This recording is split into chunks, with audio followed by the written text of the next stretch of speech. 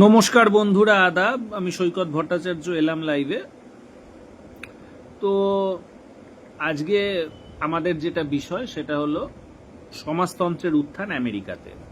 খোদ আমেরিকাতে, অর্থাৎ পুঁজিবাদের যে নার্ভ সেন্টারে সমাজতন্ত্রের বিশাল একটা উত্থান আমরা দেখতে পাচ্ছি। আমরা অলরেডি দেখতে পাচ্ছি, কিছুদিন আগে, এক সপ্তাহ আগে রিপোর্টে বেরিয়েছিল যে বার্নি স্যান্ডার্স এখন সবচেয়ে জনপ্রিয় রাজনৈতিক ব্যক্তিত্ব আমেরিকাতে। এবং এর পরেই যিনি আছেন তিনি হলেন জোহরান মামদানি, যিনি কিনা নিউ ইয়র্কের মেয়র।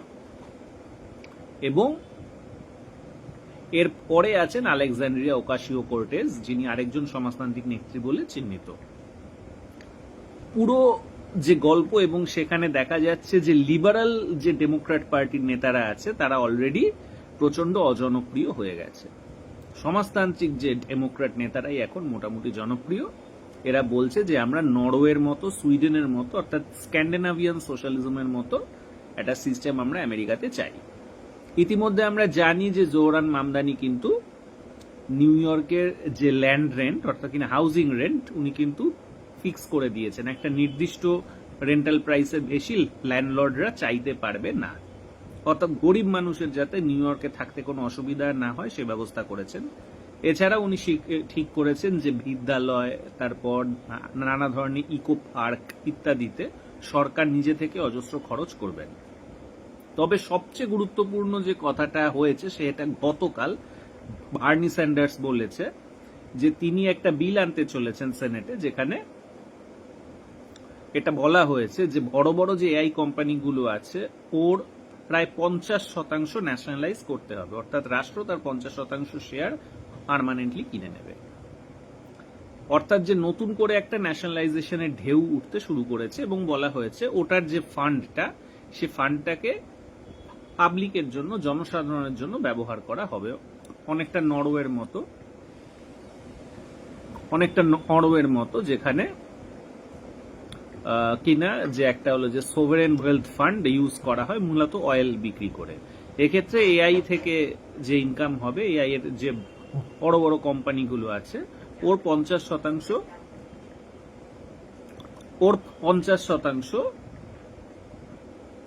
তোমার ন্যাশনালাইজ করে সেটা দিয়ে একটা সভারেন ওয়েলথ ফান্ড বানিয়ে সেটা মানুষের জন্য ব্যবহার করা হবে। বলা বাহুল্য 69% আমেরিকানি জরিপে দেখা যাচ্ছে এই বিলটাকে সমর্থন করছে। 69%, ইটস হিউজ। এবং যেটা আরো গুরুত্বপূর্ণ সেটা হলো যে ওয়াল স্ট্রিটে যে কটি বড় বড় এআই কোম্পানি আছে তারা প্রায় প্রত্যেকে ঘোষণা করা শুরু করে দিয়েছে যে তারা নাকি যেসব ওয়ার্কাররা কর্মচ্যুত হচ্ছে এআই ব্যবহারের ফলে, সেসব ওয়ার্কারদের তারা নাকি তাদের কোম্পানি শেয়ার দেবে, অর্থাৎ প্রফিটের অংশ তারা আপনা আপনি ভাগ করতে রাজি আছে। শুধু তাই নয়, গোটা আমেরিকা জুড়ে বিলিয়নিয়াররা বলা শুরু করেছে যে তারা তাদের যে ফেয়ার ট্যাক্সেশন, সে ট্যাক্সেশন দিতে তারা আগ্রহী। তারা এরকম নয়, এতদিন ধরে তারা ট্যাক্স অনেক কম দিত, প্রোগ্রেসিভ ট্যাক্সেশন আমেরিকাতে ছিল না, পয়সাওয়ালারা যে বেশি ট্যাক্স দেবে সেরকমটা হতো না। যদিও সরকারি খরচ ইন ইনফ্রাস্ট্রাকচারের বেশি সুবিধাটা বিলিয়নিয়াররাই পায়, ধনীরাই পায়, স্টিল এরা এতদিন ধরে আমেরিকাতে বেশি ট্যাক্স দিত না। এবং দেখানো হয়েছে যে জোসেফ বেজোসের মতো যে অ্যামাজনের যে মালিক এবং ইলন মাস্কের মতো মালিক, এরা অনেক ক্ষেত্রে কিন্তু ট্যাক্সই দেয় না, ইনকাম ট্যাক্সই স্কিপ করে বেরিয়ে যায়। তো এর বিরুদ্ধে কথা উঠেছে এবং তারা বলছে তারা তাদের ট্যাক্স দিতে রাজি আছে। এআই কোম্পানিগুলো নিজে থেকেই যে ওয়ার্কারদেরকে শেয়ার দেওয়া শুরু করার কথা বলছে। আমেরিকাতে প্রায় একটা সমাজতন্ত্রের ঢেউ উঠতে শুরু করেছে। এটা মনে রাখা দরকার, আজ থেকে প্রায় 1 বছর আগে থেকে আমি প্রেডিক্ট করে যাচ্ছি এই জিনিসটা খুব স্বাভাবিক। এই জিনিসটা কেন স্বাভাবিক, তাহলে এটা বুঝতে গেলে আগে আমাদের বুঝতে হবে অর্থনীতিটা, এবং এর সঙ্গে আমাদের মিলিয়ে দেখতে হবে ইতিহাসে কি ঘটেছিল। আগে ইতিহাসের কথাটা বলি। যখন ব্রিটিশ সাম্রাজ্য ভেঙে যাচ্ছিল তখন কিন্তু যেটা মূল সমস্যা গ্রো করেছিল ব্রিটেনে, সেটা হলো যে ব্রিটেনে ক্লাস স্ট্রাগল ইন্টেন্সিফাইড হয়ে গেছিল। কেন হয়ে গেছিল, তার কারণ হলো একটা সাম্রাজ্য তখনই ভেঙে যায় যখন সাম্রাজ্যটা সেন্টারের কাছে লায়াবিলিটি হয়ে যায়। এবং সেই লায়াবিলিটির অধিকাংশ বার্ডেনটাই কিন্তু শাসক শ্রেণী শাসিত শ্রেণীর ওপর চাপিয়ে দেয়। এক্ষেত্রে ক্যাপিটালিস্টরা ওয়ার্কিং ক্লাসের ওপর চাপিয়ে দেয়, ধনীরা মিডল ক্লাস এবং গরিবদের ওপর চাপিয়ে দেয়। এবং এটার ফলেই কিন্তু সবসময় আমরা দেখেছি যে একটা সাম্রাজ্য যখন ভাঙে, বিশেষ করে ব্রিটিশ সাম্রাজ্য যখন ভাঙে, তার আগে কিন্তু শ্রমিক পার্টি, লেবার পার্টি সমাজতন্ত্রের কথা বলে সেখানে ক্ষমতা দখল করেছিল এবং শ্রমিক পার্টির নেতৃত্বে আস্তে আস্তে এম্পায়ারকে ডিবাঙ্ক করে দেয় ব্রিটিশরা। আমেরিকার ক্ষেত্রে ঘটনাটা অলমোস্ট সেটাই ঘটতে চলেছে। এবার একটু দেখে নি এটা কিভাবে হয়। এটা এভাবে হয় যে ধরা যাক আমেরিকার কথাই, যে 1900 সাল থেকে শুরু করে হলো গিয়ে যে 1944 সালের মধ্যে সে সবচেয়ে বড় উৎপাদক হয়ে গেল। সে গোটা বিশ্বের প্রায় 45 থেকে 50% উৎপাদনই আমেরিকা একা করত। সেখানে সমস্ত আয় ন্যাচারালি পৃথিবীর সবাই আর যে পণ্য কিনতো সেখানেই সবাই ইনভেস্টমেন্ট করতে চাইতো। এবার যেহেতু তারই পণ্য এবং তারই পরিষেবা এবং তারই অ্যাসেট সম্পদ গোটা বিশ্ব কিনতে চায়, অতএব আমেরিকা যেটা করলো, এর আগে যেই জায়গাটায় ছিল ব্রিটিশরা, ওর কারেন্সি ব্রিটিশ পাউন্ডের জায়গায় আমেরিকান ইউএস ডলার গোটা বিশ্বকে ব্যবহার করতে বলল এবং বিশ্ব খুব হ্যাপিলি ব্যবহার করা শুরু করে দিল। বিশ্ব যখন হ্যাপিলি ইউএস ডলার ব্যবহার করা শুরু করে দিল, তখন স্বাভাবিকভাবেই ইউএস ডলারের যে ভ্যালু বেড়ে গেল। ইউএস ডলারের ভ্যালু বেড়ে যাওয়াতে আমেরিকাতে উৎপাদন করার খরচও বেড়ে গেল, আবার আমেরিকার সম্পত্তি যে ভ্যালুও বেড়ে গেল। যেহেতু আমেরিকার উৎপাদনের খরচ বেড়ে গেল, স্বাভাবিকভাবেই সেখানে উৎপাদন করা কস্টলি হয়ে গেল। পণ্য বা পরিষেবার দাম যদি বেড়ে যায় তাহলে কি হবে? তাহলে তার চাহিদা কমে যাবে। কিন্তু সম্পত্তির দাম যদি বেড়ে যায় তাহলে তার চাহিদা বেড়ে যাবে। তো স্বাভাবিকভাবে আমেরিকাতে যেটা হলো, আরো বেশি বেশি করে লোকেরা, অর্থাৎ যে হলো যে বিশ্বের মানুষ, আমেরিকার সম্পত্তি কেনা শুরু করলো এবং আমেরিকা পণ্য পরিষেবা কেনা আস্তে আস্তে কমিয়ে দিতে শুরু করলো। অবস্থাটা প্রথমে বোঝা গেল যখন কিনা ইউরোপ আস্তে আস্তে করে নিজেকে রিইন্ডাস্ট্রিয়ালাইজ করলো, যে সেকেন্ড ওয়ার্ল্ড ওয়ারের ডিস্ট্রাকশনের পরে।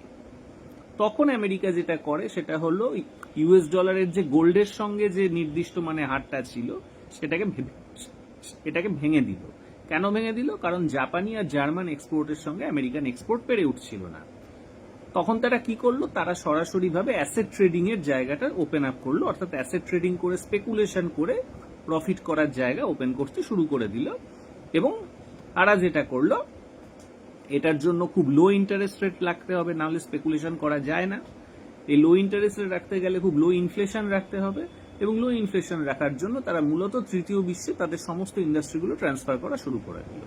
এবার তৃতীয় বিশ্বের মধ্যে চীন সবচেয়ে আইডিয়াল পজিশনে ছিল এগুলো নেওয়ার জন্য। তার অন্যতম কারণ হলো চীনে অলরেডি 1949 থেকে 1979 মধ্যে এই 30 বছরে শিক্ষা, স্বাস্থ্য, ভূমি সংস্কার, তারপর যে বেসিক ফিজিক্যাল ইনফ্রাস্ট্রাকচার, এগুলোতে অন্যান্য তৃতীয় বিশ্বের তুলনায় অনেক বেশি পরিমাণে ইনভেস্টমেন্ট করা হয়েছিল।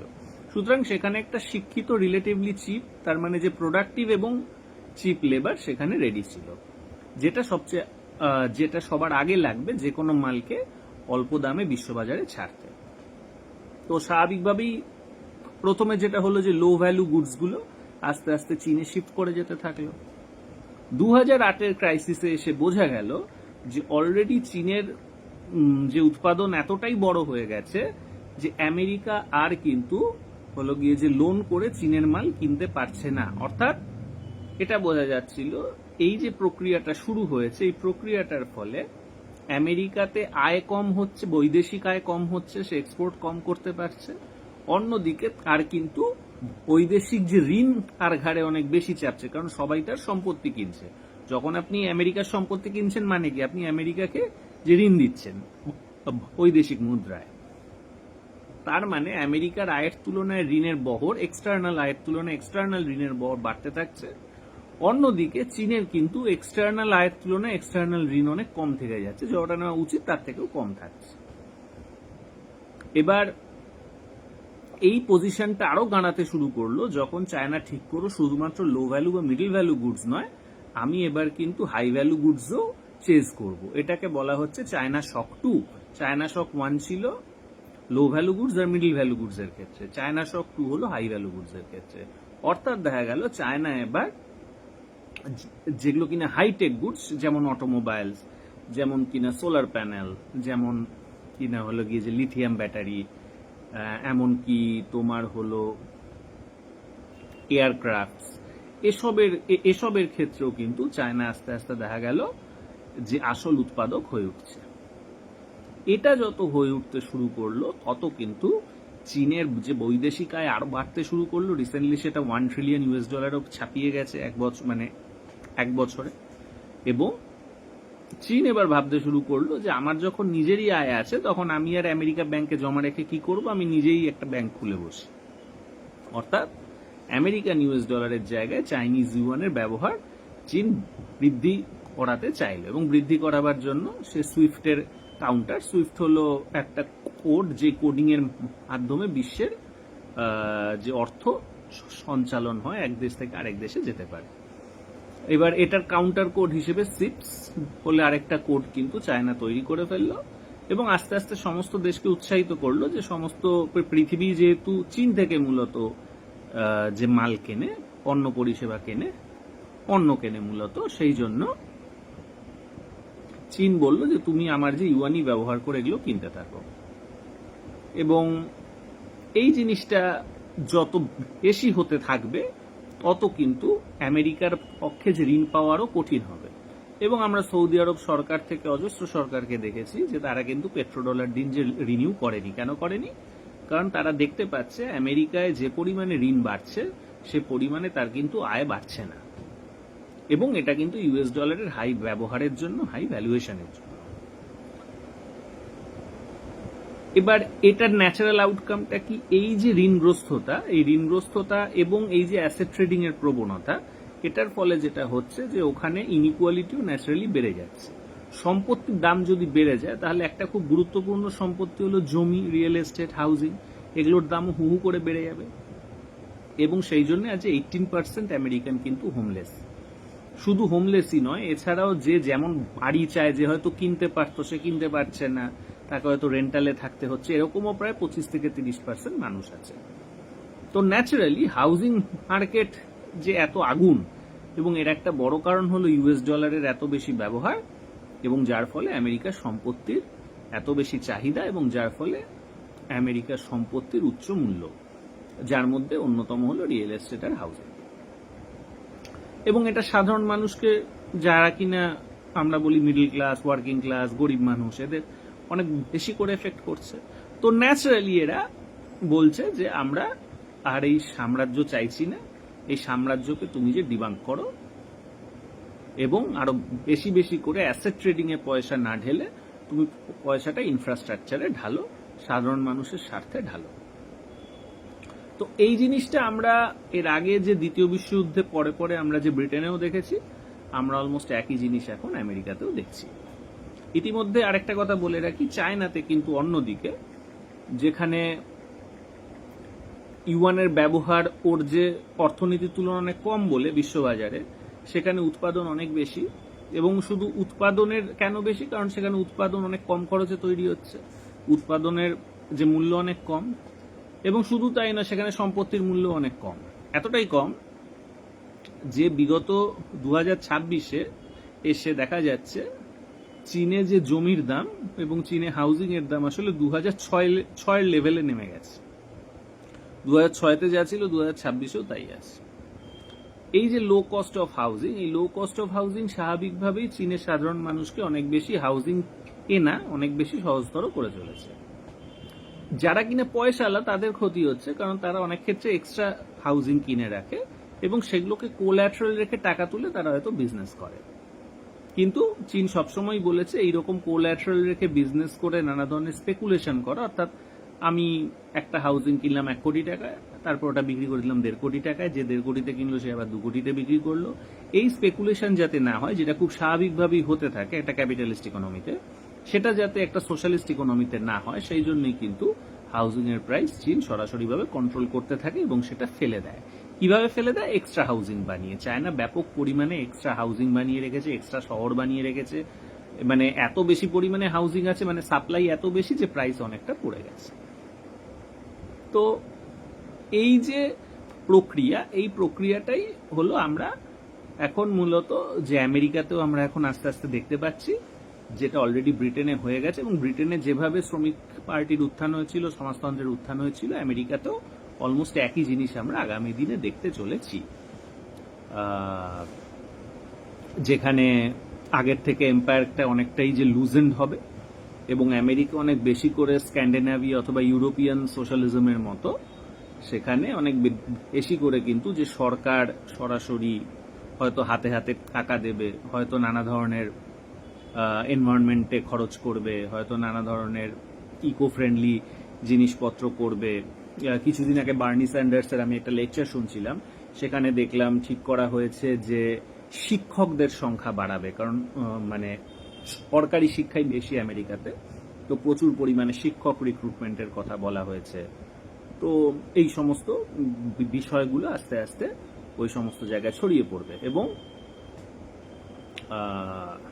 আমেরিকাতে আস্তে আস্তে যে ঋণ ছড়িয়ে চাহিদা বৃদ্ধির জায়গায় আস্তে আস্তে সরকারি খরচ করে যে চাহিদা বৃদ্ধি হয়, সেটা মানুষের হাতে হাতে টাকা দেওয়া হোক, অথবা শিক্ষক সংখ্যা বাড়িয়ে নানা ধরনের সাবসিডাইজড এমপ্লয়মেন্ট দিয়েই হোক, বা এনভায়রনমেন্টে খরচ করে হোক, সেখানে ইনভেস্টমেন্ট করে এক্সট্রা এমপ্লয়মেন্ট জেনারেট করেই হোক, আর কিন্তু আমেরিকা আস্তে আস্তে সমাজতন্ত্রের দিকেই এগোচ্ছে।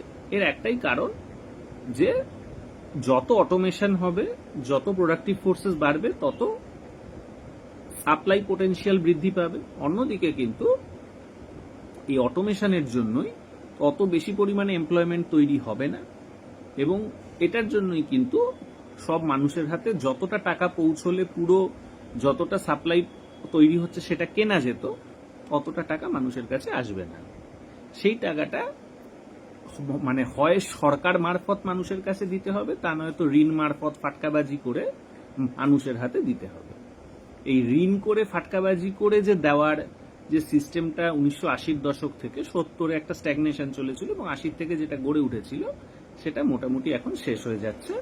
আমরা মোটামুটি 2030 থেকে আমেরিকাকেও ওই ইউরোপ মার্কাই কিছু একটা দেখব, এবং সমাজতন্ত্রের জয় জয়কারী আমরা দেখতে চলেছি। কারণ চীন তো সরাসরি সমাজতান্ত্রিক, ভীষণভাবে সমাজতান্ত্রিক, ঠিক একটা টিপিক্যাল একটা ক্লাসিক্যাল মার্কসিস্ট ইকোনমি যেমন হওয়ার কথা, চীন অনেকটা তাই।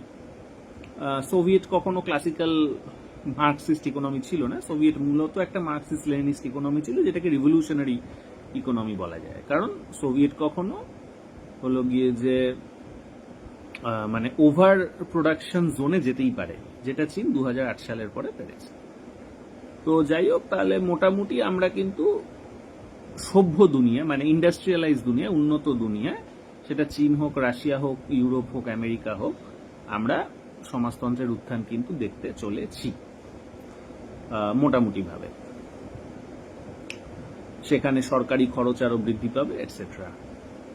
সেখানে যারা কিনা উগ্র দক্ষিণপন্থী, আমি সমস্ত অনেক ক্ষেত্রে দক্ষিণপন্থারও গুরুত্বপূর্ণ কিছু রোল থাকে। যেমন আমি যদি অতিরিক্ত ডিমান্ডের কথা ভেবে আমি যদি অতিরিক্ত ছড়াতে শুরু করি টাকা, তারপর দেখা যাবে যে যতটুকু কাজের দরকার ছিল অটোমেশনের যুগে ততটুকু কাজে করারও লোক নেই, সেটাও তো খারাপ। সুতরাং দক্ষিণপন্থা মানেই খারাপ আমি বলছি না, কিন্তু উগ্র দক্ষিণপন্থী যারা, তাদের কিন্তু হাল খুব খারাপ হতে চলেছে।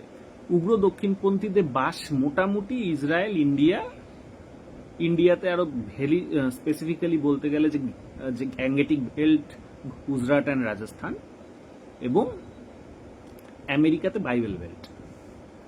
তো এই যে আমেরিকার বাইবেল বেল্ট, ইন্ডিয়া আর ইসরায়েল, এরা কিন্তু অলরেডি আগামী দিনে সভ্য দুনিয়ায় অসভ্য বলে চিহ্নিত হতে শুরু করে দিয়েছে, এবং এটার ফল কিন্তু আমাদের জন্য খুবই খারাপ হবে। কারণ যে জাতি সময়ের সাথে চলতে পারে না, সে জাতির ভবিষ্যৎ খুবই খারাপ হয়। বাঙালি অলরেডি দেখিয়ে দিয়েছে। আমরা জানি যে 1945 থেকে 1970 দশক পর্যন্ত প্রায় 25টা বছর সমাজতন্ত্রের জয় জয়কার ছিল। আমরা সিপিএম কে কবে আনলাম? 1977 সালে, যখন সমাজতন্ত্র অলরেডি ব্যাক গিয়ারে চলে যেতে শুরু করেছে, এবং নিও লিবারালিজমের উত্থান তার কিছুদিনের মধ্যেই শুরু হয়। আমরা 2001 সালে .com ইনফোটেক বাবলের বার্স্টের পরেও শিক্ষা নিল না সিপিএম পার্টি, সে ইন্ডাস্ট্রি করতে গেল 2006 সালে, অথচ 2008 সালেই গ্লোবালাইজেশন পুরো চৌপাট হয়ে গেল 2008-এর ক্রাইসিসের মধ্য দিয়ে। এবং এখন আবার আমেরিকা, চায়না, রাশিয়া, ইউরোপ সর্বত্র সমাজতন্ত্রের উত্থানের পরিস্থিতি তৈরি হচ্ছে। তখন ওয়েস্ট বেঙ্গল কি করলো, বিজেপিকে পাওয়ারে নিয়ে চলে এলো। তো ওয়েস্ট বেঙ্গল সাধারণত বিশ্বে যা ঘটতে চলেছে ওর উল্টো কাজটা করে। এটা হলে এরা বুঝতে এত সময় নেয় বিশ্বে কি ঘটছে না ঘটছে, এত লো আইকিউ যেটা হয়। তো আজকের মতো এইটুকুই, আপনারা ভালো থাকবেন, নমস্কার।